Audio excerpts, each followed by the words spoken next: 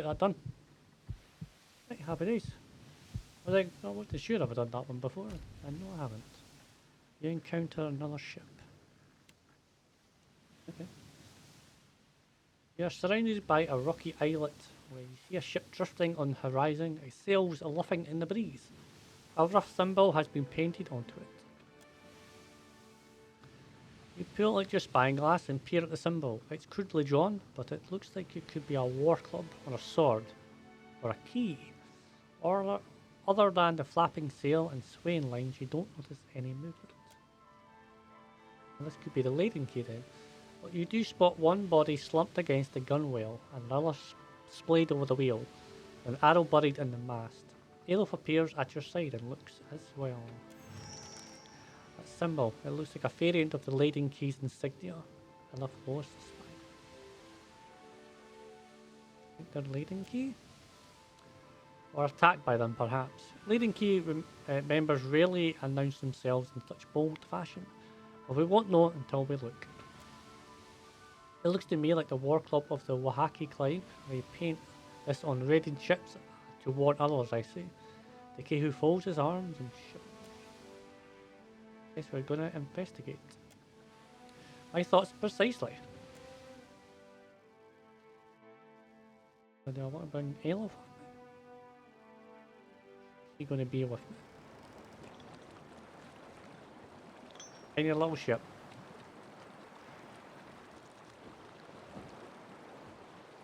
Raid out all of them.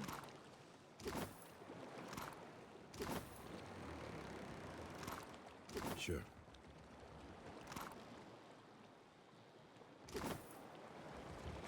I don't suppose you found any stray souls? Well, you know I have, mate. You know I have. So a fragment. Read the fragment. As you let it wash over you, terror thins your blood. Your heartbeat becomes a galloping of hooves. You fight to keep yourself from vomiting with fear, if only to avoid the noise. This was supposed to be a quick trade run, up to Nikitaka and out in a few days.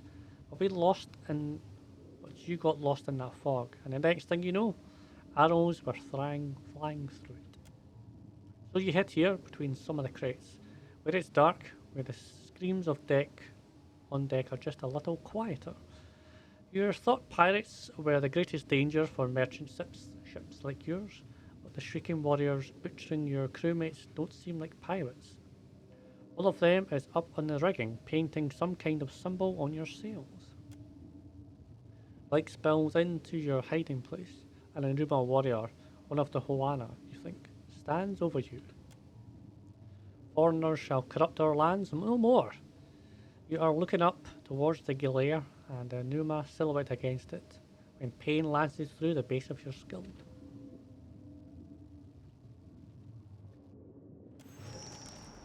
They're more than just simple merchants, my friend. Did you find something? You have that look again.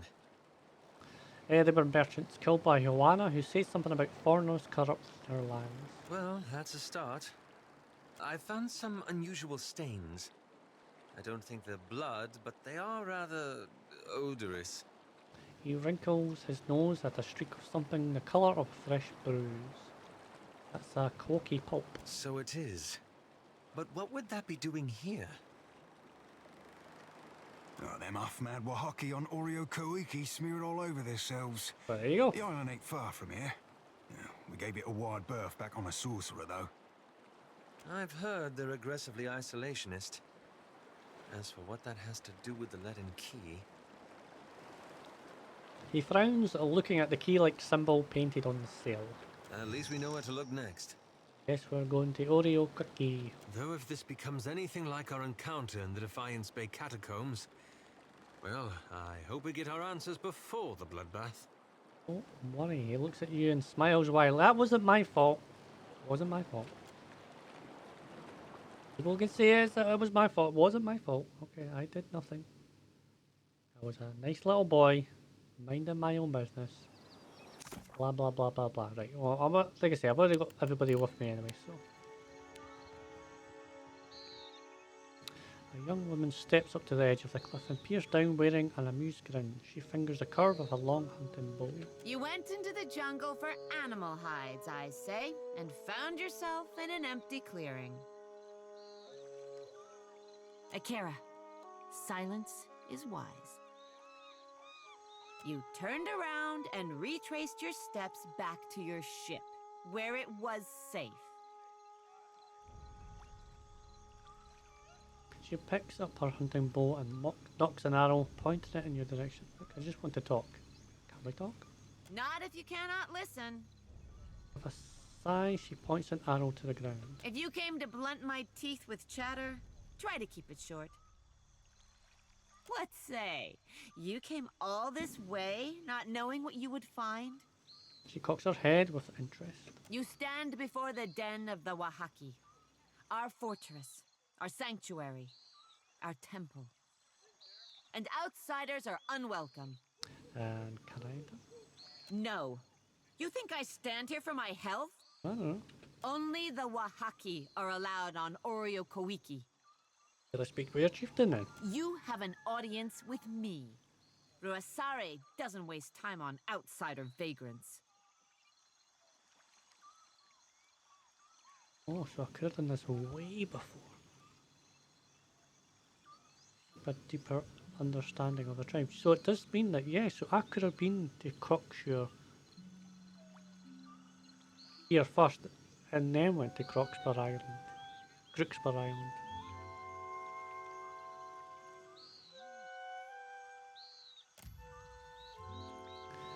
The way her hand drops to her belt, she either doesn't understand or doesn't like the sound of your words. Deeper? Deeper how? Her eyes. I want to know about the people who survived the cataclysms of old.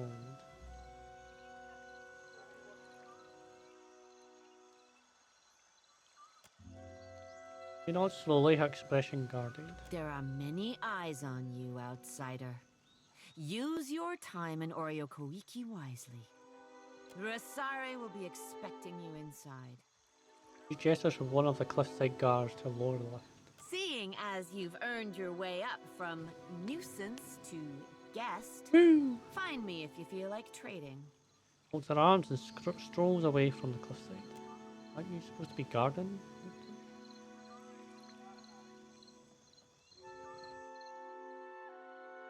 No, you get to take them up the lift. Do you have to have a cutscene just to lift you up? I don't think so.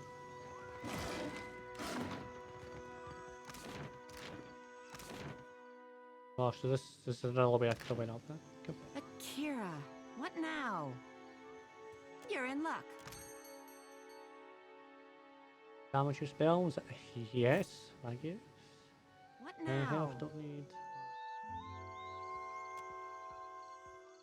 Trying, she studies the fruit in the open palm, poking it gently with her index finger. Goki rocks back and forth. Do not eat this. Makes a complex warding gesture with her hand. It is infested. The wood-strangling wasp planted its larvae in this Koiki. Glances off to the tree line. I will alert the others. Do not eat it unless you want insects to burrow through your windpipe and hollow you out from the inside. Yeah, sure. I'm not gonna eat it, don't you worry. Anything else? Aparo is our mystic. Convinced that the whole fortress will come crumbling down if he doesn't keep to his daily devotions. As for the rest, ask around. I'm not here to satisfy your curiosity. Right. Okay, let me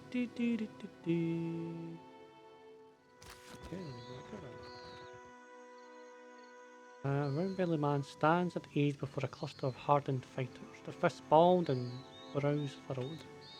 Murmurs of tense discussion slow to a halt as a woman at the head of the crowd steps forward clutching a spear. The outsider must leave. Oreo Koiki will not be parceled off and bought with foreign lies. Keeps her spear tipped to gesture in your direction. Ruasare would never let that happen. Where is your confidence in our Ranka?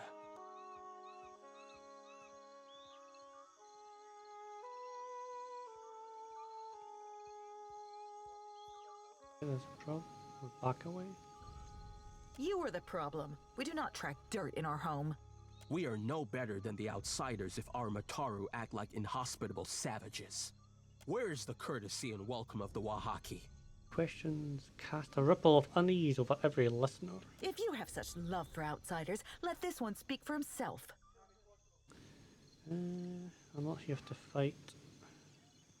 Give me a chance to prove myself worthy of your hospitality. You are not the first to speak in honeyed words while caressing a hidden blade. Do anything. If the outsider turns on us, I say I will drag you through Tangaloa's maw with me.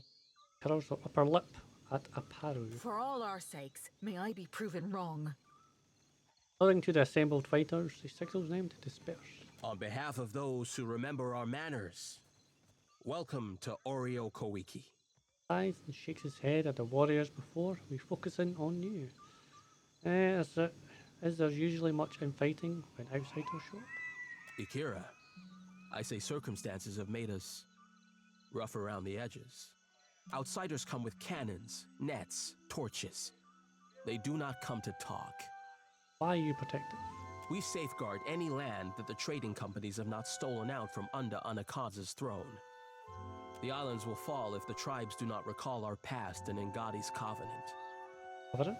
Ngadi bade her followers to protect the islands, the tribes, and the luminous Adra. For this, she gave us the power to shape her domain. If we fail in our charges, the birthright of the Huana disappears. The Wahaki remember this. The Kahanga, they forget. Why so much concern over the past? We lost much of ourselves when Cataclysm scoured the Deadfire. Somewhere among the islands, there's a place where we... He stops himself and bites his lower lip. Eora, my apologies, but I should say no more. Road a little more? Ask. I am pleased to be making a new friend. Can you tell me about the Ruasare?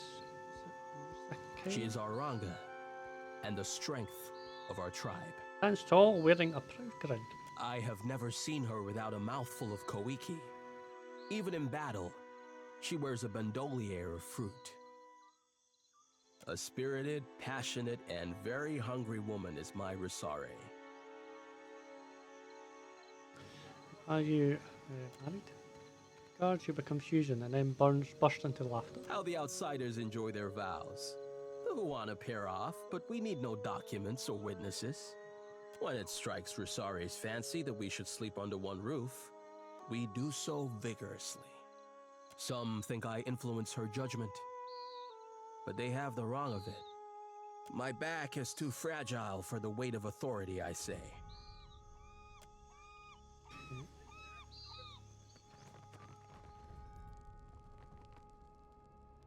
Broad-shouldered woman on the throne lifts her gaze to meet yours. White-faced paint adds a grim aspect to her stoic demeanour. Smouldering braziers fill the air with oppressive heat. She sits at ease. Her face paint. You don't suppose... That's just speculation. We know it's definitely this tribe.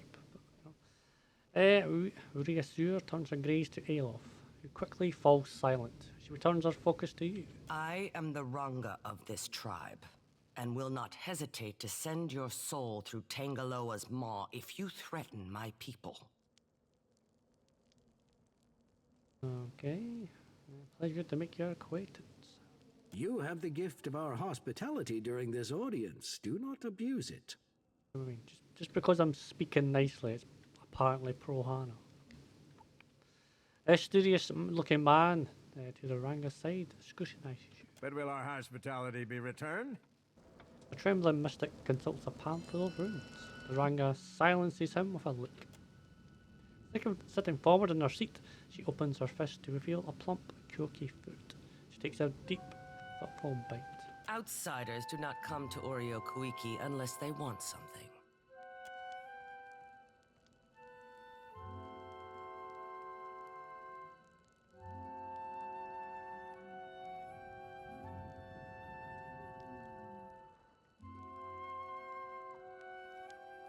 Can't just go through all this, or is it?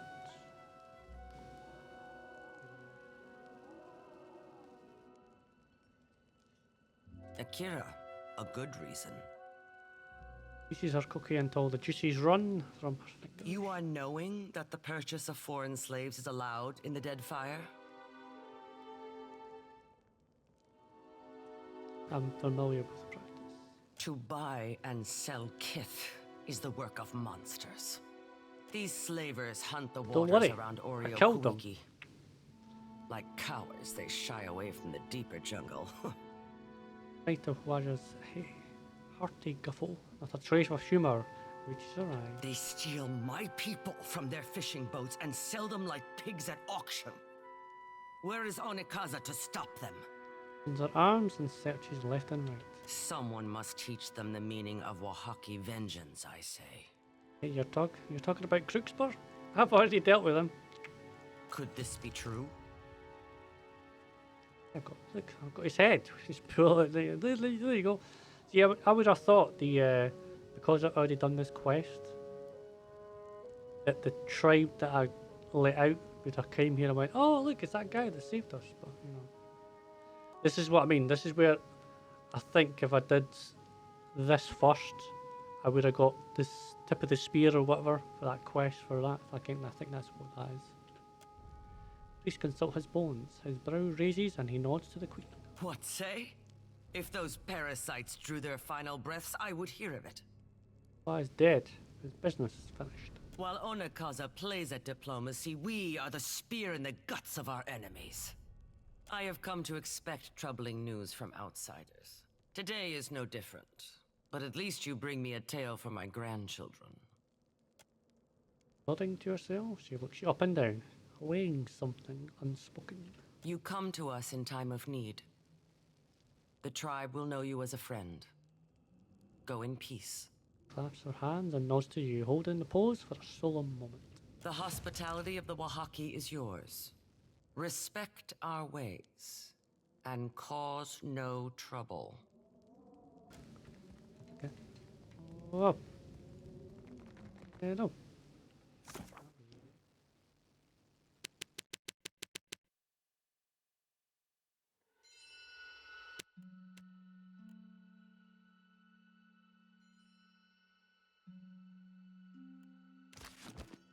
Come no closer, outsider. This is what I've been by. You reach into their soul, chasing that spark of recognition. You feel hundreds of birth and deaths within hours, forming and disappearing like bubbles in boiling water. You shift past them all, focusing your overwhelmed senses in the memory of a strange, foreign man. When at last you seize it, you find yourself in this very same throne room, but the condition of the place and the memory of your host suggests that it is many, many hundreds of years ago, if not more. You are seated on a dais. A man is brought before you, dressed in a stifling black robes. He reminds you of a corpse dressed for a funeral. He reminds you of something else. But one of your attendants leans in and interrupts the thought before you can follow it. He tells you that this is a man you asked to see, and that these people have been harassing yours. He calls himself him. Yes, explain yourself, stranger. So this is the guy in the first game. He gives you a smile, then sets your teeth on edge. Your Excellency, I come to warn your people. Your presence among these ruins is an affront to the gods. You must remove yourself, lest you face the gods' wrath. Indeed, the man is an even greater fool than you had been told. The gods surely take their time. We have lived here 200 years. They have yet to raise an objection. The timeline of the gods is not for mortals to understand. But even their patience shall wear thin, especially after this warning.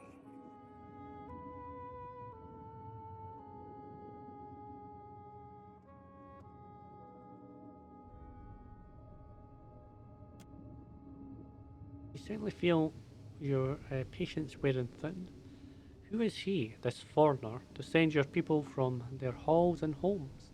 And who is he to tell your people, the survivors, about the wrath of the gods? What ungrateful guest to fix this toast? Our ancestors built these places centuries ago. We will not leave. For a moment, his unctuous facade melts away, and he blinks at you and your attendants. You get the impression that your response has surprised him. Your people cling tightly to their history. Jaws tight as he speaks. He swallows hard as if gulping something unpleasant. But where are these designs among your arts? Where is the carved Adra in your wooden huts? These places were not built by the Huana, but by an ancient people from a distant land. You know he was a fool, but now you suspect he is a dangerous one. His words are lie, but like the very best lies, they contain the shadow of truth. Everyone knows foreigners once lived among your people as guests, but they have not been seen in 200 years. What prickles at the back of your neck is the question of how he might know this, and why he brings it to you. The murals in this place and the stories of our ancestors tell it differently. How would you, foreigner, know your history better than our own grandfathers? I have seen your murals, and I know that you will recognize this. He produces a helm with 2 horns, with protrusions and a mask attached. He is correct. You do recognize it. The guards and attendants gasp. The man, Theos, smiles more broadly. It was my people who built these places, and now I come before you bearing their warning. At last, that much is true. You turn to your guards. Seize him. Well, I think he got away. Just as a look of surprise appears on Theos' face, the ancient Ranga's memory skips ahead. You are looking at Theos once more. This time, however, he and the score of roadmen and women are bound amidst a heap of peat and wood. This time, he is staring at you in disbelieving fury. You have gathered your people and told them that the foreigners before them are the same ones who came to these islands centuries ago, and now your people are angry and frightened too, because every Wahaki remembers the story of how these foreigners abused the hospitality of their Huana hosts. So great was their inquiry that the gods destroyed the great city of Ukaizo and many others beside. Watch now as I wipe their stain amongst us. Your people cheer. Theos struggles and yells, but his words are drowned out. Let us never forget that the foreigner is a trickster, and his people a plague, or plague. One or the other. Hundreds of Wahaki stamp their feet and beat the ground with the butts of their spears. Still Theos skulls and thrashes and protests. From this day forward, we must be vigilant. Let us root out such foreigners and keep our lands pure of their wickedness. The tribe cheers louder than ever. Young and old, Maturi and Raparu are all united in purpose. A change seems to come over Theos. The struggle leaves his body and the rage departs his face. Good. Let him accept descent. Oh, he didn't die. One of your attendants offers you a torch. You hurl the torch, the flames spread quickly. The foreigners scream as the fire advances, all except Theos, who looks back at you with a strange smile of satisfaction.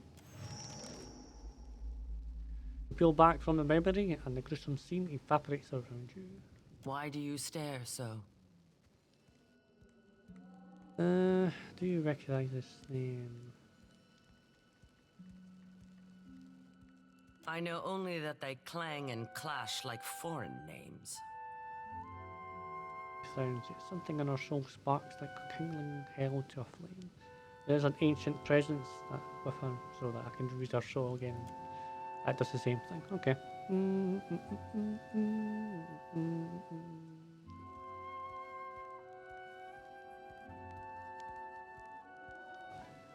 What's the significance of your pain? The Wahaki show outsiders that we know their deceitful face. My ancestor knew this face well. She recalled its every hateful curve to the Wahaki histories. We wear the bone-white grimace of our enemies and take power from it. Griffin runes make for a cozy hideout. Do not speak the name of those who felled mighty Ukaizo. Their spirits are unwelcome. Oh, Ruasare narrows her eyes and studies you closely. We do not hide. We are protecting a way of life that others would trample under their boots. The trading companies would strip the land that the gods gifted us and unmake the works of our ancestors. There is much to protect in the Deadfire. Too much for any single tribe. Alright. I came here to scout. Yeah! No, very well. Yeah, I don't think there's anything I really have to say here. Back there, with the chieftain. Did you see something? Yes, I did. How did you know? You look like you have something on your mind. I read an ancient memory of Ruasara's soul and found a link to the Laeden Key. You tell Aloth about the past life you glimpsed in her soul, about her long ago meeting with Theos, his warning about the ruins, his decision to execute him, and her mandate to the Wahaki to defend the territory from outsiders. Diverus? That was the same story he told the Glanfathens. At least the Wahaki made him pay for his lie. Then the Wahaki are the painted masks. They've been serving the Laeden Key's interests for 2,000 years without even knowing it. Aloth blinks, working through the implications. Though not, it seems, in the way Theos intended. Frowns, rubbing his chin. Nope. That is little comfort. They were still doing his bidding. Yep, I was.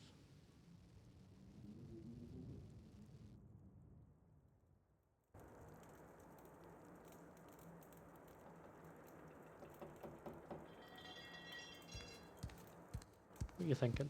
Belief is a curious thing. He crosses his arms, sitting back on the balls of his feet. Once, the Wahaki believed they were guarding themselves against the Ingwithans, Theos' people. Yeah, because they're the one that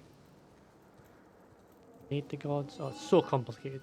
Yet over time, they became hostile toward all outsiders. Thoughtful furrow splits his brow.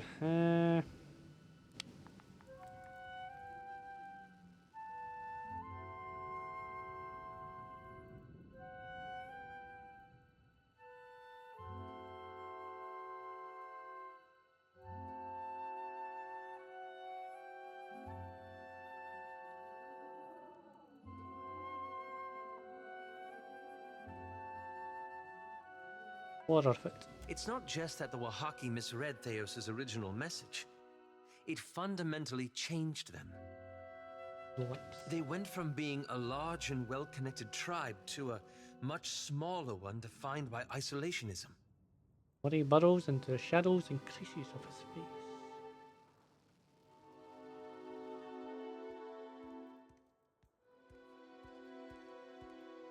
It's got you thinking again about the consequences of your intervention. You know me too well. His wide grin doesn't quite banish his air of melancholy. I've been chasing the Laeden Key, trying to undo the harm they've caused. But what if I'm only making matters worse? Possible. Private agony muffles his voice, his breath catches in his throat, and the full weight of his words hits him. Might I be to blame? Have I made a grievous mistake in getting involved? Scars and lines of newfound purpose. You catch a glimpse of the Aloth you knew 5 years ago, scared, alone, and desperate for direction.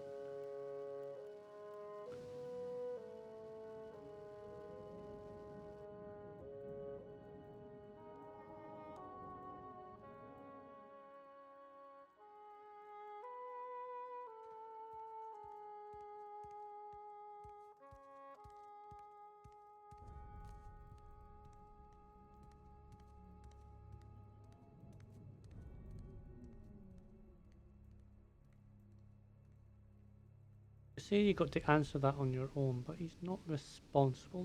Nobody can be responsible because you'd be dead by the time you do it anyway.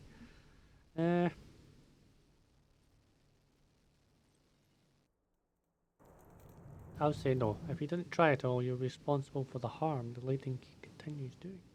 I suppose that's true. It's an intimidating thought, but a heartening one too. Perhaps it was naive to think I could dismantle a 2,000-year-old organization in a single lifetime. But it's worth it to try. A little smile brightens his features. I'm glad you've recovered your sense of purpose. That's the spirit. Just remember not to be too hard on yourself. I shall try. The strange thing is, this whole ordeal has given me some sympathy for Theos. Kill him! Not that I condone his actions, of course. He quickly clears his throat. But I can't imagine he thought he'd destroy an entire generation either. Well, not in the beginning, anyway. Well, yeah, no, he literally killed thousands. Remember that time when he basically just sacked all those people? Yeah, he did that quite a few times. He clasps his hands and presses his lips together, trying to formulate a thought. When he opens his mouth again, he speaks as if he's choosing his words carefully. What I mean to say is, he thought he was doing the right thing. Even at the end.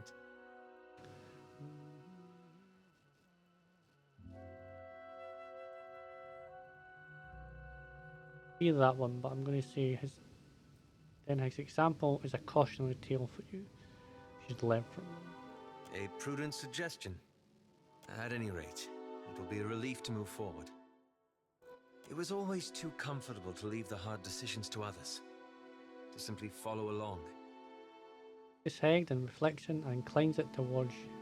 I only wonder now what sort of decision you'll have to make when we finally confront Aethys.